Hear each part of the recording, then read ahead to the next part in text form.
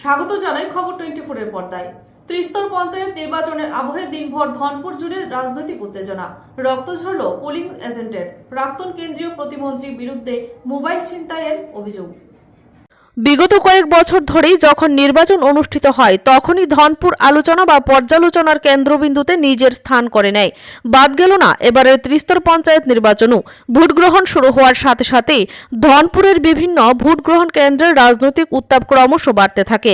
এরই মধ্যে কোনো একটা পোলিং স্টেশনে শাসক দলীয় হেভিওয়েট নেতা এবং তার পরিজনদের দ্বারা বিরোধী দলের পোলিং এজেন্ট সহ প্রার্থীর উপর প্রাণঘাতী আক্রমণের অভিযোগ।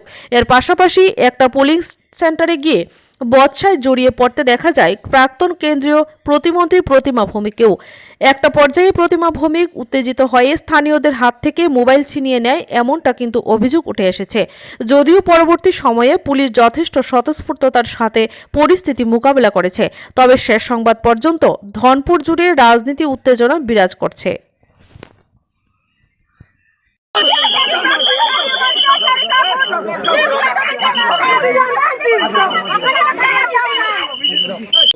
ধনপুর মণ্ডলে ভবানীপুর একজন পুলিং এজেন্ট আজকে আপনার উপরে কি হয়েছে?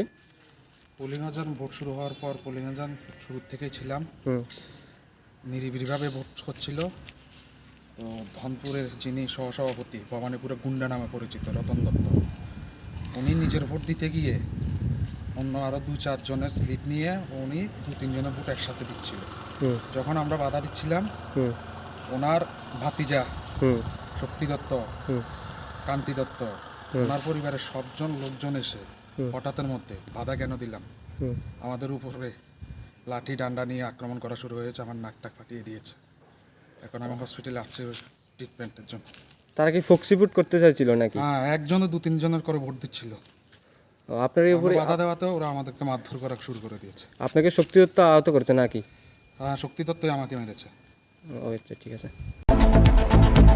আপনারা দেখছেন খবর 24, সময়ের সাথে আমরা।